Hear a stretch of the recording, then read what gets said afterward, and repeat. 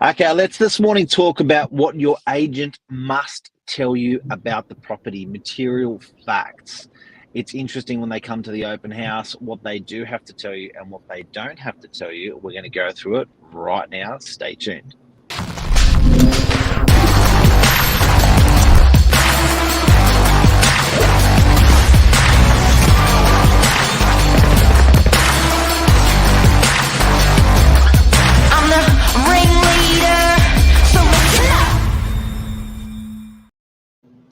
Uh-huh.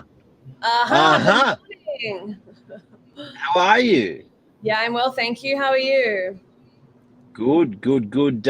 You've been doing some studying again. Again, yeah, so it seems like Monday night is the time for me to really just hone in on all things real estate facts, and really building up on my bank of knowledge so that I can be a kick-ass saleswoman. And we're going to share this with everyone today. We're going to share this with everyone today as well. Yes, we are. So welcome. Today we are talking about all things. What are we talking about, Mark? Well, we use the word serial in the heading, which is a bit scary, but it's stuff in a property that you think to yourself, that agent should have told me that. Or sometimes you even see it in the news that the agent didn't tell people stuff. So it can be as serious and as sinister as a death in the property, but it can be also innocent as well. Absolutely. So we're talking about all things material facts. So let's break it down now, Mark, as an authority figure in this industry. In layman terms, what actually is a material fact in the world of real estate? Well, I can't compete with what you read out to me before. That was so. It's just going to make me look stupid. What did you, when we were doing the notes before? A material fact is a fact that matters. What is it again? So to rewind a little bit, I did a little bit of just getting information out of my brain onto the page, because I have a very bad habit of just going off on a tangent. So I did find the definition of a material fact, and it is, just let me read from the screen here, a fact that would be important to a reasonable person in deciding whether or not to proceed with a particular transaction or a particular purchase. So that would be a potential purchaser buying a block of land or a unit or anything like that. And it could even relate to a tenant moving into a rental property. So any fact that would sway their decision in applying for that lease or applying to purchase that property. So it's pretty open-ended, and it's pretty, you better do the right bloody thing, Mr. Real Estate Agent, or you're going to get cooked. Absolutely. It's not really confining it to any specific. It's not saying floods. It's not saying death. It's just saying anything reasonable. Yeah, a fact that would be important to a reasonable person, and some things you might not be able to find in your level of research as a prospective purchaser. It might truly need to come from the sales agent to disclose that information. For example, let's just cut it down the line. Let's start real doom and gloomy, death in a property. You might not be able, it might not be a murder, it might not be anything that's broadcast on the news, but if there was to be a death in your property, an agent does need to disclose that information. It could have psychological traumas on you if you believe in the hoobie-joobies and the ghosts and all of that kind of thing. So that could seriously impact your decision in buying that property. The home of a convicted killer. Yeah, that also would be one of them. Absolutely. If you're a convicted killer, and you're selling your home, that sounds within what you've spoken about the definition, that fits within that definition that you should be telling a buyer. Yeah, and if there was a serious crime within your property as well. So do you have a meth den? I don't know. If you do, and we're aware of that as real estate agents, and you want to sell your property, we do need to disclose that information to any prospective buyer. So, and what's interesting is it actually does fade away. So that story in 5 years, 15 years, or 35 years can get lost and is not as important and may not be as important. But certainly when it's fresh, it's even more important to be disclosed. Absolutely. And I don't mean to say all material facts are very detrimental to the selling of your property. There are actually some facts, material facts, that are really positive. Like you touched on before, a DA approval can be a really big positive if you want to invest in your property, make it even better for a resale, build it up. If you've got that pre-approval, then that can do some serious wins to the price of your property. Yep. Now, this can also be handled within the contract as well. So as long as that disclosure is actually made and a purchaser has acknowledged it, it doesn't particularly have to come out of the agent's mouth at the time of the open house when you first go through the property, but it does have to be disclosed. So some of this DA stuff, I even know granny flat stuff. If a granny flat, it has been approved or has not been approved, or actually even the vendor doesn't know whether it's been approved or not approved, to make that disclosure in a contract doesn't mean the agent has to have 50 buyers through and go, I don't know if that granny flat's approved or not, to 50 buyers. But if it's in that contract saying, just so you know, the owner's not aware if it's approved or not approved, that's good enough.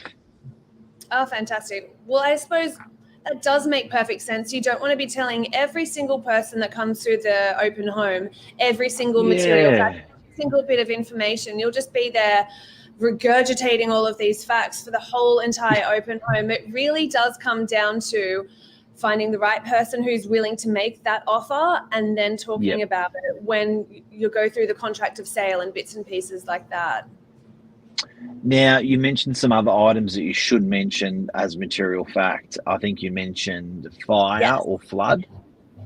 Yes. So if your property is in flood-prone area, has water damage, and similarly is in a bushfire-prone zone, then that's something that we as selling agents, real estate agents, must inform you.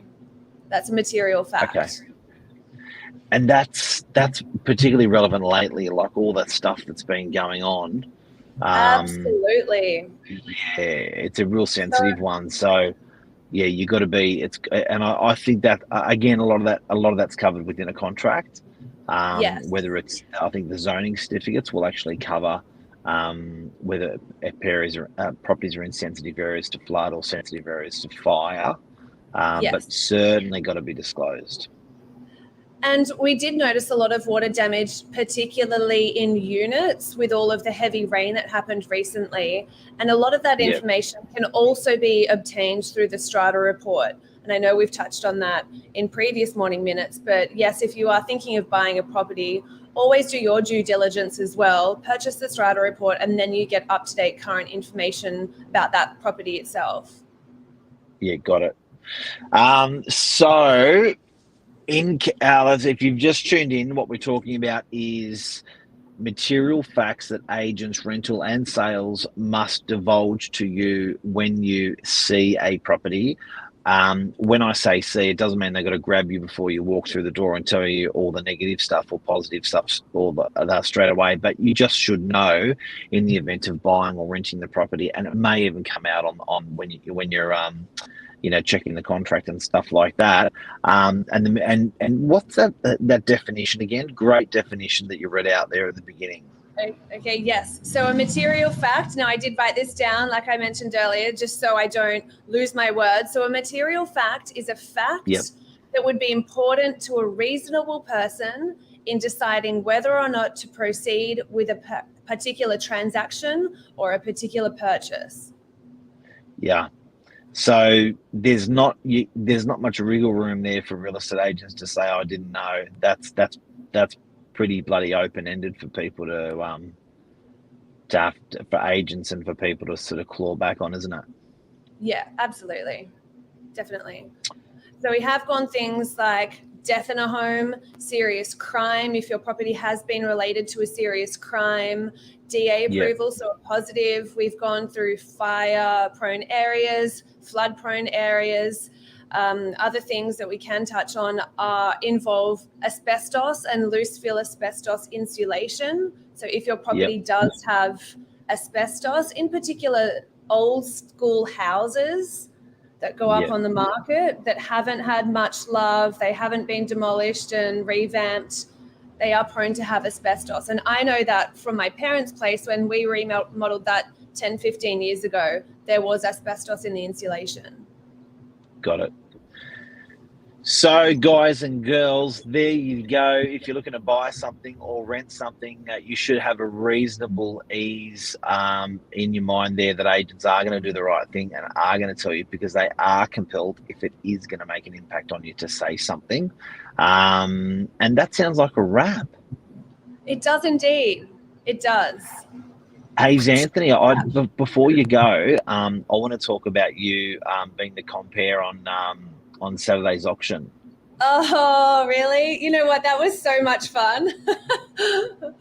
But I rewatched that Facebook Live video that night, and my eyes were like this the whole time. It was like serial killer crazy eyes. I just forgot to blink. I forgot to dial it back a little bit.